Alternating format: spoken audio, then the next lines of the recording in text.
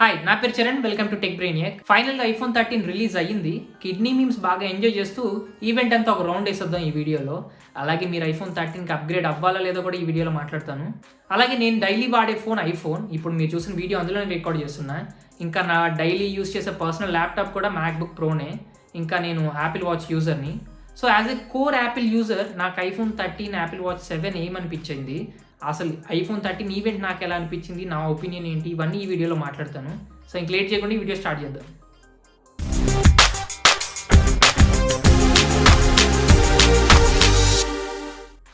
So event అంతా cover చేద్దాం అన్నాం కాబట్టి ఫస్ట్ నుంచి వద్దాం. ఫస్ట్ ఐప్యాడ్ రిలీజ్ చేశారు. ఇది base line iPad, very basic tablet Apple iPad సిరీస్లో. పాత దాంతో చూస్తే ఇది సేమ్ డిజైన్, ఇంకా అదే 10.2 ఇంచ్ డిస్ప్లే పెట్టారు. కానీ కొత్త 813 చిప్ పెట్టారు. అలాగే కొత్త 12 megapixel ultra wide selfie camera కూడా పెట్టారు ఐప్యాడ్ ప్రో లాగా. So basic entry level tablet ఇది యాపిల్ ఐప్యాడ్ సిరీస్లో. కానీ 2021లో 813 చిప్ నేనైతే కన్సిడర్ చేయను.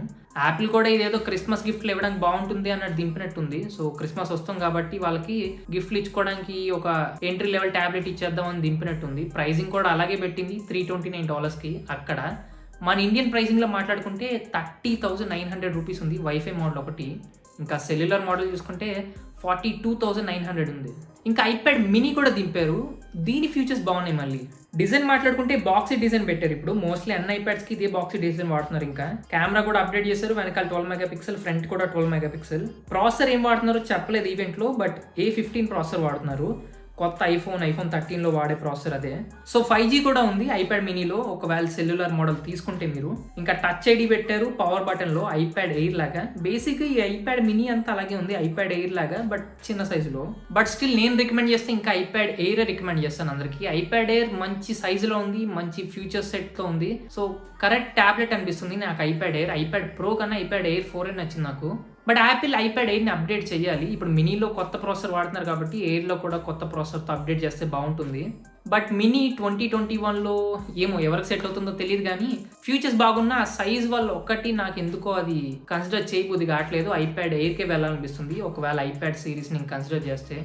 ఒకవేళ ఇదే ఐప్యాడ్ని వాళ్ళు ఐప్యాడ్ మినీ అని కాకుండా ఐప్యాడ్ ఫోల్డ్ అని రిలీజ్ చేస్తే ఇంకోలా ఉండేది. బయట శాంసంగ్ వాళ్ళు Z Fold 3తో కాంపిటీషన్ ఇచ్చినట్టు ఉంటుంది. ఇంకా దాన్ని చూసే పర్స్పెక్టివ్ మారిపోతుంది ఫోల్డ్ అని పెట్టడం వల్ల. సో ప్రైసెస్ గురించి మాట్లాడుకుంటే వైఫై మోడల్ ఒకటి 46,900 ఉంది. సెల్యులర్ మోడల్ తీసుకుంటే 60,900 ఉంది. శాంసంగ్ వాళ్ళ Z Fold 3తో కంపేర్ చేస్తే చీపే, బట్ స్టిల్ అది ఫోల్డ్, ఇది ఫోల్డ్ కాదు. సో ఆ డిఫరెన్షియేషన్ చూసుకోవాలి మీరు. బట్ దీని ప్రాసెసర్తో. సో నెక్స్ట్ యాపిల్ వాచ్ 7 దింపారు. స్క్వేర్ వాచ్ వస్తుంది అని చాలా రూమర్స్ వచ్చాయి రిలీజ్కి ముందు. బట్ సేమ్ యాపిల్ వాచ్ 6 డిజైనే యూస్ చేశారు. Like legit leakers square design పక్కాగా రాబోతుందని చెప్పేశారు. ఇంకా క్యాట్ డిజైన్స్ కూడా లీక్ చేశారు. మరి అది ఎందుకు రాలేదనేది లాస్ట్లో మాట్లాడతాను నేను. ఇప్పుడైతే ముందు అసలు యాపిల్ వాచ్ 7లో ఏ ఫీచర్స్ ఉన్నాయో చూద్దాం. సో ఇందాక చెప్పినట్టు సేమ్ డిజైన్ యాపిల్ వాచ్ 6లోదే, బట్ బెజల్స్ కొంచెం థిన్ చేశారు. దానివల్ల టెక్స్ట్ ఎక్కువ కనిపిస్తుందంట. ఇంకా సిరామిక్ షీల్డ్ పెట్టారు. యాపిల్ iPhone 12లో డెబ్యూ అయింది. సో అది దీనికి పెట్టారు. ఇప్పుడు అది డ్రాప్ రెసిస్టెంట్, స్క్రాచ్ రెసిస్టెంట్ కాదు. బట్ యాపిల్ వాచ్ ఎప్పుడు ఇలా ఫిక్స్ అయ్యి ఉంటుంది. సో కింద పడే ఛాన్సెస్ తక్కువే. సో వీళ్ళు బేసిక్గా ఆ షీల్డ్ ఏదైతే వేసారో అది స్క్రాచ్ రెసిస్టెంట్కి వేస్తే బాగుండేది. బట్ స్టిల్ ఆ సిరామిక్ షీల్డ్ ఏదైతే ఉందో అది యాపిల్ వాచ్ 6 నుంచి పెట్టాల్సిన అప్గ్రేడ్ అది. ఇంకా USB-C ఇచ్చారు. దీనివల్ల ఫాస్ట్ ఛార్జ్ అవుతుంది అంటున్నారు. ఇది కూడా యాపిల్ వాచ్ 6 నుండి ఇవ్వాల్సిందే. ఎందుకంటే USB-C లేకపోవడం వల్ల ఐఫోన్కి ఇంకా యాపిల్ వాచ్కి 2 అడాప్టర్స్ వాడాల్సి వస్తుంది. సో లాస్ట్ ఇయర్ మీరు ఒకవేళ ఫస్ట్ టైం ఐఫోన్ ఇంకా యాపిల్ వాచ్ తీసుకొని ఉంటే 2 సెపరేట్ అడాప్టర్స్ వాడాల్సి వస్తుంది. ఒకవేళ ఈ ఇయర్ మీరు ఐఫోన్ ఇంకా యాపిల్ వాచ్ కొత్తగా తీసుకుంటే ఒక అడాప్టర్తో మీకు రెండింటికి పని అయిపోతుంది. ఎందుకంటే 2 ఇప్పుడు USB-C ఉన్నాయి కాబట్టి. సో లాస్ట్ నుంచి వాళ్ళు అడాప్టర్స్ ఇవ్వడం మానేశారు కాబట్టి ఈ 2 USB-C చేయడం అనేది అది లాస్ట్ ఇయర్ చేయాల్సిన పని వాళ్ళు. ఇంకా సైక్లింగ్ వర్కౌట్ ఒకటి అప్డేట్ ఇచ్చారు. ఇంకా కీబోర్డ్ ఇచ్చారు. ఇది అంతగా ఎవరు యూస్ చేస్తారో నాకు తెలియదు వాచ్లో. బట్ అంతకు మించి అప్డేట్స్ అయితే ఏం లేవు 7లో 6తో కంపేర్ చేస్తే. సో లాస్ట్లో ఓవర్ వ్యూలో చూపించినవన్నీ చాలా వరకు పాత యాపిల్ వాచ్ ఫీచర్సే. ECG పాత దాంట్లో ఉంది, బ్లడ్ ఆక్సిజన్ లెవెల్ పాత దాంట్లో ఉంది. తాయిచి వర్కౌట్ ఇది వాచ్ OS 8లో ఫీచర్. సో ఇది యాపిల్ వాచ్ 6కి 5కి అన్నిటికీ అప్డేట్ వస్తుంది. కీబోర్డ్ కూడా యాప్ ఉంది యాప్ స్టోర్లో. సో కావాలంటే పాత యాపిల్ వాచ్ యూజర్స్ కూడా యాప్ ఇన్స్టాల్ చేసుకుని కీబోర్డ్ వాడుకోవచ్చు. సో ఇంకా కొత్తగా ఏదైనా మిగిలిందంటే ఆ సైక్లింగ్ అప్డేట్ ఒకటే. అది కూడా సాఫ్ట్వేర్ అప్డేట్ ద్వారా సిరీస్ 6కి కూడా ఇవ్వచ్చు యాపిల్ అనుకుంటే. ఎందుకంటే కొత్త సెన్సార్ సెపరేట్గా దానికోసం యూజ్ చేసినట్టు ఏం మాట్లాడలే వాళ్ళు ఈవెంట్లో. ఇంకా ప్రాసెసర్ గురించి అయితే అస్సలు మాట్లాడలేదు వాళ్ళు, ఎందుకంటే సేమ్ ప్రాసెసర్ యూజ్ చేశారు. యాపిల్ వాచ్ సిరీస్ 6లో ఉన్న ప్రాసెసరే సేమ్ యాపిల్ వాచ్ 7లో కూడా యూజ్ చేశారు. సేమ్ అంటే సీరియల్ నెంబర్ కూడా సేమ్ ఉంది మీరు ఇక్కడ చూస్తే. సో ఒక సైకిల్ వర్కౌట్ పెట్టేసి ఇంకా ఒక కీబోర్డ్ అప్డేట్ పెట్టి ఈ రెండు కూడా సాఫ్ట్వేర్ అప్డేట్ ద్వారా పాత యాపిల్ వాచ్ సిరీస్ కూడా ఇవ్వచ్చు వాళ్ళు అనుకుంటే. సో ఈ రెండు పెట్టేసి కొత్త యాపిల్ వాచ్ అంటున్నారు వీళ్ళు. యాపిల్ వాచ్ 7 అనేది పెద్ద డిసప్పాయింట్మెంట్ నాకు ఈ యాపిల్ ఈవెంట్లో. సో బేసిక్గా ఏం జరుగుండొచ్చు అని నేను అనుకునేది, 𝗏𝗘𝗫𝗧 స్క్వేర్ డిజైన్ రాబోతోంది. ఇంకా కొన్ని ఫ్యూచర్స్ కూడా వాళ్ళు మెన్షన్ చేశారు. క్యాట్ డిజైన్స్ కూడా వాళ్ళు లీక్ చేశారు. తర్వాత ప్రొడక్షన్ ఇష్యూస్ వస్తున్నాయని చెప్పి న్యూస్ వచ్చింది యాపిల్ వాచ్ 7కి. యాపిల్ ఈవెంట్కి ముందు సడన్ గా ఇష్యూస్ అని సాల్వ్ అయిపోయాయని చెప్పి మళ్ళీ న్యూస్ వచ్చింది. సడన్ గా ఈవెంట్కి ముందే సాల్వ్ అయిపోయాయి అన్నారు. సో బేసిక్గా వాళ్ళు ఏం చేసి ఉండొచ్చు అంటే ఆ డిజైన్ నెక్స్ట్ ఇయర్ వాడదామని పక్కన పెట్టేసుకొని ఉండొచ్చు. యాపిల్ వాచ్ 6 డిజైనే వాడేసి చిన్న ట్వీక్స్ చేసి యాపిల్ వాచ్ 7 అని చెప్పి రిలీజ్ చేశారు. అందుకని యాపిల్ వాచ్ 7కి రిలీజ్ డేట్ కూడా ఇవ్వలేదు. ఐప్యాడ్స్ అన్నిటికీ ఇచ్చారు. తర్వాత నేను చెప్పబోయే ఐఫోన్స్ కూడా రిలీజ్ డేట్ ఇచ్చేసారు. మీరు ఎప్పటి నుంచి ప్రీ ఆర్డర్ చేసుకోవచ్చు, ఎప్పటి నుంచి అవైలబుల్ ఉంటాయని చెప్పి. యాపిల్ వాచ్ 7కి మటుకు రిలీజ్ డేట్ ఇవ్వలేదు వీళ్ళు. ఇంకా ఫిట్నెస్ ప్లస్ అప్డేట్స్ కూడా వచ్చాయి, బట్ ఇండియాలో అది లేదు కాబట్టి అదైతే స్కిప్ చేసేస్తున్నాయి. ఫైనల్లీ మీరు అందరూ వెయిట్ చేసేదానికి ఐఫోన్ 13. లాస్ట్ ఇయర్ లాగే 4 మోడల్స్ ఉన్నాయి. 13 mini, 13, 13 pro, 13 pro max. Same design వాడారు 12 సిరీస్ లాగే. కెమెరా లేఅవుట్ కొంచెం మార్చారు డిఫరెన్షియేట్ చేయడానికి. ఫస్ట్ 13 సిరీస్ అన్నిట్లో డిస్ప్లే అప్డేట్ అయింది. బ్రైట్నెస్ లెవెల్స్ బాగా ఇంప్రూవ్ అయ్యాయి సిరీస్ అన్నిట్లో. 13 ఇంకా 13 మినీలో 800 నిట్స్ బ్రైట్నెస్ ఉంటుంది. పీక్లో మనకి 1000 నిట్స్ వస్తుందంట. ఇంకా 13 ప్రో, 13 ప్రో మ్యాక్స్లో 1000 నిట్స్ బ్రైట్నెస్ వస్తుంది. పీక్ బ్రైట్నెస్ 1200 నిట్స్ అంటున్నారు. నాచ్ కూడా 20% స్మాలర్ అయింది. ఇప్పుడు ఈ నాచ్ మనకి ఐఫోన్ 10 నుంచి వస్తుంది. సో అప్పటి నుంచి అదే సైజ్ మెయింటైన్ చేశారు. ఇప్పుడు ఐఫోన్ 13 సిరీస్ నుంచి 20% స్మాలర్ అయింది. 13 అండ్ 13 మినీలో కూడా కెమెరాస్ అప్డేట్ చేశారు. కొత్త సెన్సార్ యూస్ చేశారంట. దీనివల్ల ఎక్కువ లైట్ తీసుకుంటుంది ఇప్పుడు అంటున్నారు. అండ్ అన్ని కెమెరాస్లో సెన్సార్ షిఫ్ట్ పెట్టారు ఇప్పుడు. సో స్టెబిలిటీ బాగుంటుంది దీనివల్ల. ఇది లాస్ట్ ఇయర్ 12 ప్రో మ్యాక్స్లో మాత్రమే పెట్టారు, 12 ప్రోలో కూడా లేదు. సో డీసెంట్ కెమెరా అప్డేట్ అది. ఇంకా అంతకు మించి మోపేం లేదు 13 అండ్ 13 మినీలో 12 అండ్ 12 మినీతో కంపేర్ చేస్తే. సో నాకైతే ఇది తుప్పుకు అప్గ్రేడ్. బట్ 13 ప్రో, 13 ప్రో మ్యాక్స్లో సిగ్నిఫికెంట్ చేంజ్ ఉంది అనిపిస్తుంది నాకు. అంటే పెద్ద మోపేం లేదు, బట్ స్టిల్ డీసెంట్ అప్గ్రేడ్ అనిపించింది నాకు. ప్రో సిరీస్ మామూలుగా 13, 13 మినీతో కంపేర్ చేస్తే ప్రో సిరీస్ కొంచెం బాగుంది అనిపించింది. ముఖ్యంగా మాట్లాడుకోవాల్సింది 120 Hz రిఫ్రెష్ రేట్ పెట్టారు ఇప్పుడు ఫైనల్లీ. ఐప్యాడ్ ప్రోలో ఎప్పుడో పెట్టారు ఇది ప్రమోషన్ అని చెప్పి. ఇప్పుడు ఫైనల్లీ 13 సిరీస్లో పెట్టారు. హ్యాపీ. 120 Hz ఇప్పుడు మ్యాక్స్ అన్ని ఫోన్స్లో కామన్ అయిపోయింది. యాపిల్ స్లో నన్ను అడిగితే. అండ్ యాపిల్ కూడా చాలాసార్లు ఇలా స్లోగానే వస్తుంది. ఎప్పుడు మేమే ఫస్ట్ అని చెప్పి ఎప్పుడు అందు యాపిల్. సో వాళ్ళు ఎప్పుడు వచ్చినా లేట్గా వచ్చినా త్వరగా వచ్చినా బెస్ట్ ఇవ్వడానికి ట్రై చేస్తారు.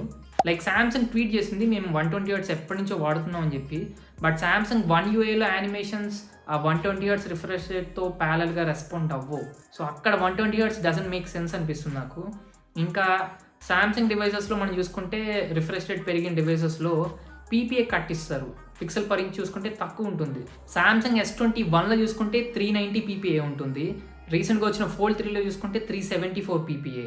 ఇంకా ఫ్లిప్ 3 మొన్నే వచ్చింది ఫోల్డ్ 3తో పాటు. దానిలో చూసుకుంటే 425 PPA ఉంటుంది. సో 120 Hz పెట్టారు కానీ ఇక్కడ PPA పిక్సెల్ పర్ ఇంచ్ చూసుకుంటే పిక్సెల్ డెన్సిటీ తక్కువ ఉంటుంది. బట్ యాపిల్ అలా కాదు. 120 Hz రిఫ్రెష్ రేట్ ఇప్పుడు పెట్టిన మంచి పిక్సెల్ డెన్సిటీ ఇస్తుంది. 13 ఇంకా 13 ప్రోలో చూసుకుంటే 460 PPA వస్తుంది. అలాగే 13 ప్రో మ్యాక్స్లో 458 PPA. సో మంచి పిక్సెల్ డెన్సిటీ కూడా మెయింటైన్ చేస్తుంది 120 Hzతో పాటు యాపిల్ మనకి. ఇంకా సినిమాటిక్ మోడ్ అని పెట్టారు. బేసిక్గా పోర్ట్రేట్ ఫొటోస్ లాగా పోర్ట్రేట్ వీడియో ఇది. అండ్ ఆటోమేటిక్గా ఫోకస్ షిఫ్ట్ అవుతుంది వీడియోలోకి సడన్గా ఏదైనా సబ్జెక్ట్ వచ్చినప్పుడు. అండ్ ఎడిట్ చేసేటప్పుడు కూడా మీరు ఫోకస్ మార్చుకోవచ్చు ఒకవేళ మల్టిపుల్ సబ్జెక్ట్స్ ఉంటే మీరు తీసిన వీడియోలో. క్రేజీ ఇది. బట్ ఇది 1080pలో మాత్రమే షూట్ చేయగలరు, 4Kలో షూట్ చేయలేరు ఈ సినిమాటిక్ మోడ్లో. అండ్ ఇది 13 అండ్ 13 మినీలో కూడా ఉంది. బట్ ప్రో రేస్ వీడియో అని ఉంది, అది మటుకు ప్రో మోడల్స్కే. ఇది లాస్ట్ ఇయర్ ప్రో రా దింపారు ఫొటోస్కి, రా ఫొటోస్ 12 సిరీస్లో. సో ఇప్పుడు అది వీడియోస్కి దింపారు 13 సిరీస్లో ప్రో రేస్ అని. సో మీరు వీడియోస్కి కలర్ కరెక్షన్ లాంటివి చేస్తే పెద్ద టూల్స్ లైక్ డావిన్సీ కోడ్ లేదా ఫైనల్ కట్ ప్రో ఇలాంటప్పుడు వీడియోస్కి ఇందులో షూట్ చేసినప్పుడు మీకు చాలా హెల్ప్ అవుతుంది. లైక్ క్రేజ్ ఎడిట్ చేసుకోవచ్చు మీరు కలర్స్ని. బట్ మెమొరీ తినేస్తుంది ఇది. లైక్ మీరు ఒక 10 minutes క్లిప్ షూట్ చేశారనుకోండి 4Kలో 90 to 100 GB వస్తుంది రా ఫుటేజ్. అంటే అంత రావాలి. బట్ యాపిల్ ఒకవేళ ఏదైనా కొత్త ఫైల్ ఫార్మాట్ యూస్ చేసి కొంచెం కంప్రెస్ చేయొచ్చు మెమొరీని 60 to 70 GB వరకు, ఏమో చూడాలి. లేకపోతే అలాగే రా ఫుటేజ్ ఇస్తే మటుకు 90 to 100 GB పక్క వచ్చేస్తుంది రా ఫుటేజ్ ఎప్పుడు తీసినా. సో అందుకనేమో 4K ఇవ్వట్లేదు. ప్రో రిజల్యూషన్ షూట్ చేస్తే 128 బేస్ మోడల్లో మీరు ఒకవేళ 4Kలో షూట్ చేయాలి అనుకుంటే 128GB వేరియంట్ తీసుకుంటే పని అవుతుంది. అండ్ యాపిల్ చేసిన ఇంకో మంచి విషయం iPhone 13 సిరీస్ నుండి 128GB బేస్ వేరియంట్ చేసింది. 64 ఉండేది, ఇప్పుడు 128 చేసింది. బయట మార్కెట్లో ఏ ఆండ్రాయిడ్ ఫోన్ తీసుకున్నా మినిమం 128GB ఇస్తున్నారు. అండ్ మీరు ఇంకా ఆండ్రాయిడ్ ఫైల్ సైజ్ కంపేర్ చేస్తే, అప్లికేషన్ ఫైల్ సైజ్ ఇంకా iOS ఫైల్ సైజ్ కంపేర్ చేస్తే iOS ఎప్పుడు ఎక్కువ ఉంటాయి. మీరు డైలీ వాడే వాట్సాప్, ఇన్స్టాగ్రామ్, ఫేస్బుక్ ఆండ్రాయిడ్లో తక్కువ ఫైల్ సైజ్ ఉంటుంది. ఐఫోన్లో కంపేర్ చేస్తారు అనుకోండి భారీగా ఉంటాయి. సో అక్కడ యాప్సే సగం మెమొరీ తినేస్తాయి. సో ఈ కాలంలో 64GB అనేది పెద్ద వేస్ట్ అనమాట. సో 128 బేస్ లైన్ చేసి మంచి పని చేసింది యాపిల్. ఇంకా టెలిఫోటోలో ఆప్టిక్ జూమ్ 3x చేశారు. ఇది కూడా పెద్ద ఇంప్రూవ్మెంట్ ఏం కాదు. 12 సిరీస్లో చూస్తే 2.5 ఉంది, దాన్ని 3 చేశారు.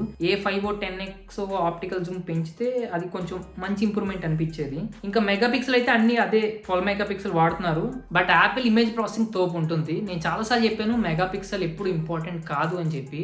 మెగాపిక్సెల్ బాగున్న లోపల సెన్సార్ బాగోపోతే అది వేస్టే. సో యాపిల్లో తక్కువ మెగాపిక్సెల్ ఉన్న క్రేజీ ఫొటోస్ వస్తాయి, ఎందుకంటే లోపల సెన్సార్ బాగుంటుంది. అండ్ యాపిల్ ఇమేజ్ ప్రాసెసింగ్ కూడా క్రేజీ ఉంటుంది. పిక్సెల్ ఫోన్స్ చూసుకున్నా మీరు గూగుల్ వాళ్ళ సాఫ్ట్వేర్ క్రేజీ డామినేట్ చేస్తారు. చిన్న కెమెరా పిక్సెల్స్తో కూడా ఫొటోస్ ఇస్తారు వాళ్ళు.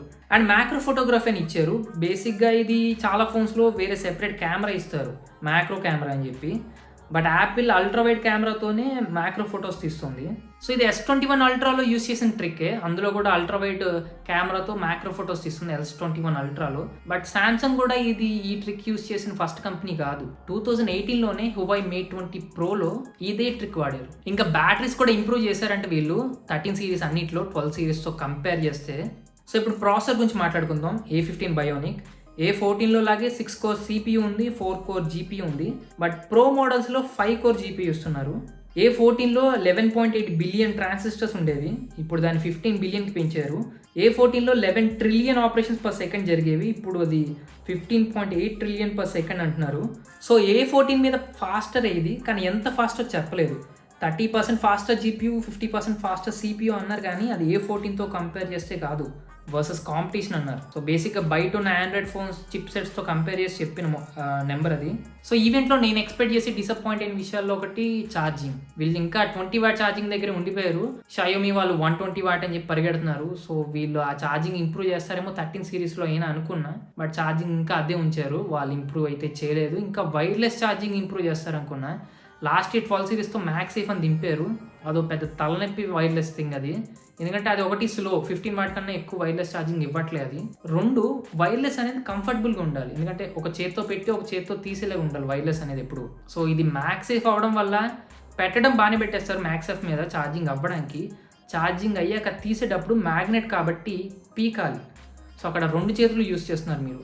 సో మామూలుగా వైర్ పెట్టి తీసినప్పుడు 2 చేతులు యూస్ చేసినట్టే ఉంది. సో అక్కడ ఇంకా వైర్లెస్ కంఫర్ట్ ఎక్కడ ఉందో నాకు అర్థం కాలేదు. సో ఆ 2 ఇంప్రూవ్ అవుతాయి అనుకున్నా, ఆ 2 ఇంప్రూవ్ అవ్వలేదు.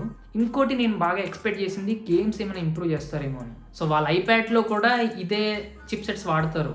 వాళ్ళ ఏ సిరీస్ బయోనిక్ సిరీసే ఐప్యాడ్స్లో కూడా వాడతారు. ఐప్యాడ్ సిరీస్ లాంచ్ అప్పుడు ఈ ప్రాసెసర్ బయట ఉన్న డీసెంట్ పీసీ, విండోస్ పీసీస్తో కంపేర్ చేస్తే చాలా ఫాస్ట్ అని వాళ్ళు క్లెయిమ్ చేస్తారు. సో అంత మంచి ప్రాసెసర్ అయినప్పుడు మంచి గేమ్స్ ఎందుకు రిలీజ్ చేయాలో నాకు అర్థం కాదు. ఆర్కేడ్ అని ఒకటి పెట్టారు, అందులో అన్ని తుప్పు గేమ్స్ ఉంటాయి, అన్ని పకోడీ గేమ్లే. సో వీళ్ళు ఇంత పెద్ద కంపెనీ అయ్యి ఉండి ఏ ప్లే స్టేషన్, ఎక్స్బాక్స్తోనో టైఅప్ అయ్యి కొలాబ్ అయ్యి మంచి గేమ్స్ దింపితే తోపు ఉంటుంది అసలు. ఎందుకంటే వాళ్ళు క్లెయిమ్ చేస్తున్నట్టే నిజంగా అది ఒక బీస్టీ ప్రాసెసర్, చాలా మంచి ప్రాసెసర్ అది. బట్ దాన్ని యూటిలైజ్ చేయట్లేదు పూర్తిగా అనిపిస్తుంది నాకు ఇప్పుడు అది గేమ్స్ పరంగా చూస్తే.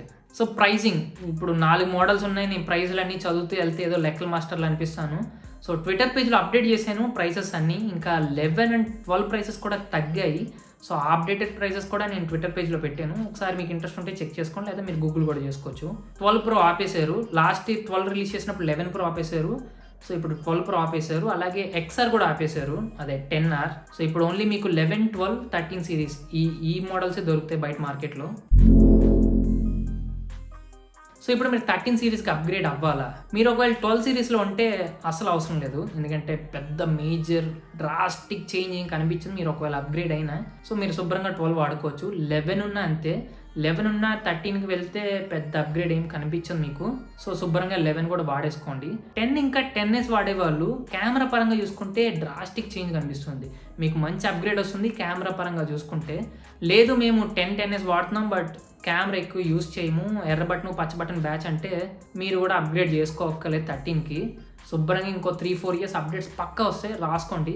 అండ్ iOS 15 కూడా September 20th వస్తుంది మనకి. సో ఎంజాయ్, అప్డేట్ చేసుకోవడం మర్చిపోద్దు September 20th. ఒకవేళ మీరు 6, 6s, 7, 8 ఈ లైనప్లో ఉండి 13కి అప్గ్రేడ్ అవుదాం అనుకుంటే శుభ్రంగా అవ్వచ్చు. మీకు అన్ని విధాలుగా ప్రాసెసర్గా చూసుకున్నా, కెమెరా పరంగా చూసుకున్నా, డిస్ప్లే పరంగా చూసుకున్నా, ఎలా చూసుకున్నా మంచి ఇంప్రూవ్మెంట్ వస్తుంది, మంచి అప్గ్రేడ్ అది. సో ఆ లైనప్ నుంచి వెళ్తే 13 is a good upgrade. So అది నాకు అనిపించింది iPhone 13 ఈవెంట్. అండ్ అన్ని డీటెయిల్స్ కవర్ చేశానని అనుకుంటున్నా.